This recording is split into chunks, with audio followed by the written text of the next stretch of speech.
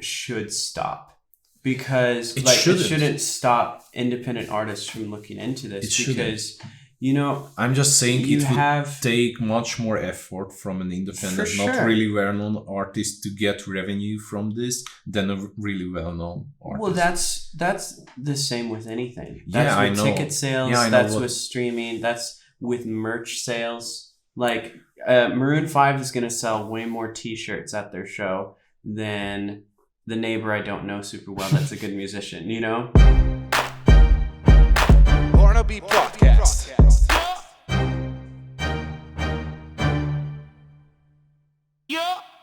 Like, that's just a fact. But I do think it's important. No, I'm just saying it's much more effort to get the Mhm. same percentage of revenue. But I don't think your goal should be getting the same percentage. Yeah, I know. It's just, an opportunity to Mhm. get revenue, and it's really cool. I'm just saying, and I know it works like this because that's how Mhm. life works. That Mhm. the bigger fish gonna eat more, or I don't know, or Yeah. the bigger Well, dog gonna eat more, or I think the main point to get away with, or to not get away, to take away from discussing cryptocurrency, discussing its impact in, let's stop calling it cryptocurrency because that kind of excludes NFTs in a way. Let's just call it blockchain. The main takeaway from even discussing and thinking about blockchain as a whole is that at first glance, I know when I looked at it, I saw it as something that was only accessible to larger artists and something that can really only be used by larger artists. But it's important to shake that mindset because, if people are willing to pay monthly to a YouTuber to support them on Patreon, man, I've seen YouTube channels that have maybe 1,000 to 5,000 subscribers, and they have Patreon, and they have people giving on Patreon every single month. Yep. If you have people that are willing to do that, then you are going to have a fan base, even if it is small, that is willing to pay for something like an NFT. And one of the cool things about the NFT is it creates it to be so unique, where you can set a limited number of them. And so just like you're having the value with Bitcoin, where there's only a limited number of them, you have the same with these NFTs, and you can sell these NFTs after the fact.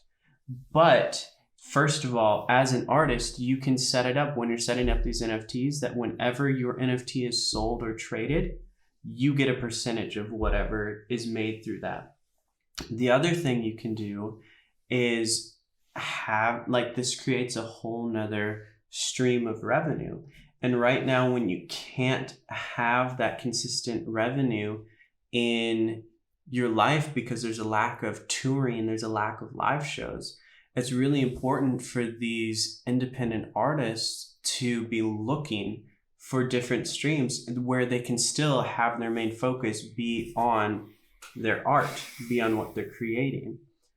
And on top of that, I think that it really gives a deeper intimacy with your audience. Yeah, actually, just following this, it's not Train of logic, thought. but this train of thought, whatever. Man, I hate this word now. So, Yeah. following this, wouldn't be awesome if, because they shouldn't have to in the future answer it. I mean, Spotify and Deezer and every streaming platform. Wouldn't be awesome that they I don't know, they have to establish or develop a similar system as Patreon to have a subscription, and artists could like a monthly a monthly fee for an artist, and they could have explicitly or exclusively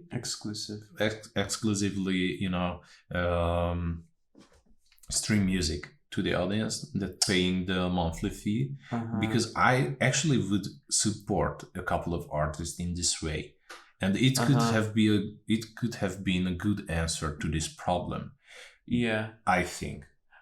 Just think Yeah, about it. I Wouldn't it be understand. awesome? Like you just checking Spotify, and I don't know.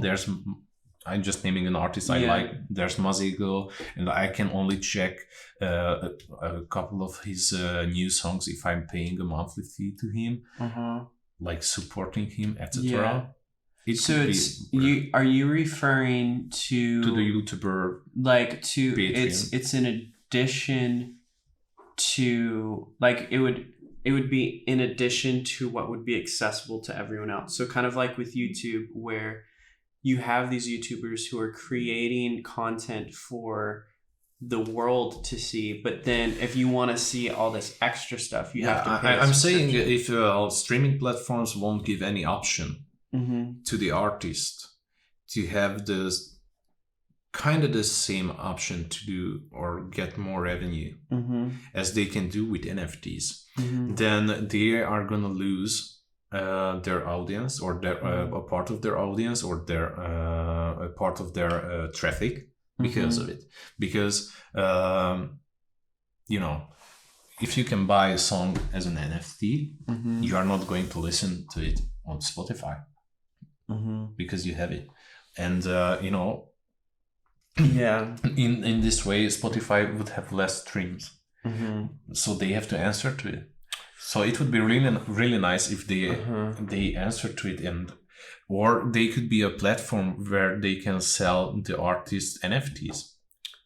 I understand what you're saying. I think I don't know why I give ideas to companies like this, but I think in theory, pay me. It's a good idea. But it wouldn't be successful if you don't keep the like how it is right now. And by that I mean, like, it would be so hard for these YouTube creators to have anyone to support them on Patreon if they didn't already have free accessible music videos on YouTube to begin with. I'm not saying they should release every song in an NFT way. I'm just saying as I've started it, like there could be some exclusive content that they could have I think open and listen to it after they're paying something. I think that, for example, Spotify would have to really change some things in order for that to... They are the least paying streaming platform, right? Pandora, I believe, is. Yeah? Yeah, and then Spotify. But I've never heard of Pandora, so... Really? Yeah. Pandora was one of the first streaming services, but it chooses all the songs for you. You just create radio stations. That was before Spotify really got big. But anyways, so... I think that it's good in theory, but Spotify would have to make some changes that I don't think it'd be willing to make, because one of the beauties of doing NFTs is that it's way less overhead. So you get a much larger percentage back. And Spotify, the way that it's operated in the past, wouldn't really be willing to change that overhead. Yeah, the problem with Spotify and other streaming platforms is the fact that they cannot really pay more than this. I have actually read... I bet they could pay a little bit more, because, you know, Apple Music pays more. Yeah, I know, but I've read articles about Spotify maybe 5 or 6 years ago, and it was rumored that they not really profitable, or not really profiting with the monthly subscriptions, and they are maybe go to how you say paid only? No, bankruptcy in a couple of years. I think that's changed though, because from what I've seen, because there's a much higher percentage of people, like, as services like Netflix have gotten bigger, that there's elements of Netflix getting huge that's also impacted services like Spotify, where people see a greater value in no commercials and like not having to pay or not having to deal with that.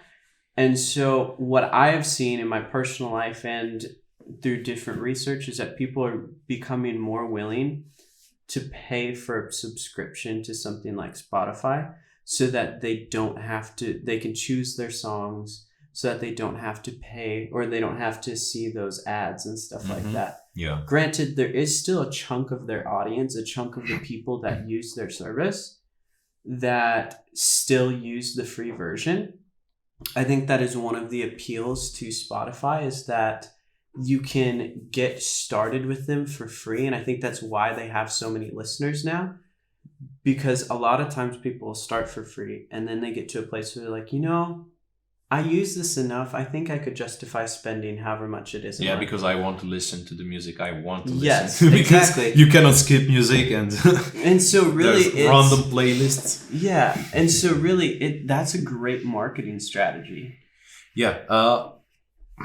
I don't think like Netflix, I'm not the Wolf of Wall Street, but I don't think Netflix is doing that well actually, because a really big portion of their stuff, like I think their own produced stuff, are not really quality, and I don't know how it's really profitable for them or how it's really profiting to them. I've heard the complete opposite. I don't know. As I said, I'm not fully know this stuff, but I have this feeling that Netflix is gonna slow down with this growing stuff, or it happened already, because you reach the limit of your audience, and then what? I don't know if I would agree with that.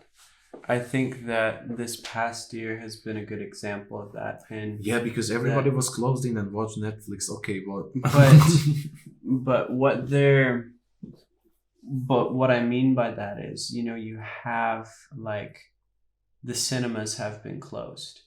And so you have a lot of these streaming services that are buying rights to specific movies. So then that movie is released on their streaming service. And if you can get enough people, just like you were saying about the NFTs or that service on Spotify, where if you can get enough people to pay to be able to get access to additional stuff, people are going to buy into it. Might not be Netflix, but streaming services as a whole. I think that that's going to be a huge part of the future.